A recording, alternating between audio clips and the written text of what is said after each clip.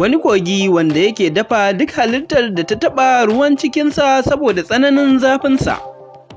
Ko da yake abu ne mai wahala mutane su yadda da mu idan mun faɗa ko kuma mun kawo labarin wani abu mai matuƙar abun mamaki. Wasu kai tsaye suke ƙaryatawa ba tare da sun yi bincike ba.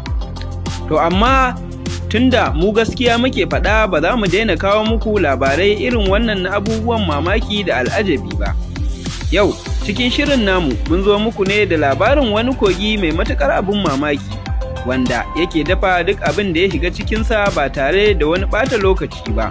Wannan ruwan wani ruwa ne da shi kaɗai yake ɗaukar zafi, domin wani lokacin har ta farfasa za ku ga yana yi shi kaɗai saboda tsananin zafin da yake da shi. An yi ittifaƙin cewa wannan ruwan zai iya dafa duk abin da ya faɗa ciki ba tare da wani ɓata lokaci ba. Sannan idan mutum ya taɓa ruwan kai tsaye zai iya ƙona shi. Wannan ya sa aka zayyana kogin a ɗaya daga cikin kogi mafiya hatsari a duniya kuma mai abin mamaki.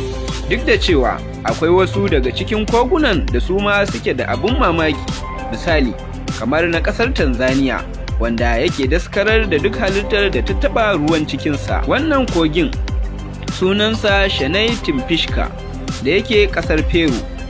Wannan gurin mutane da yawa sun je kuma sun tabbatar da cewa haka ruwan gurin yake, yana da tsananin zafi kuma yana iya dafa abubuwan da suka fada ciki. Ga duk mai son ganin asalin kogin daga gurin mutanen da suka je gurin ziyara, kai tsaye ga link nan za mu ije a ƙasa, zai kai shi har gurin idan ya taɓa. Mu kasance tare da ku a wani sabon shirin. Mun gode.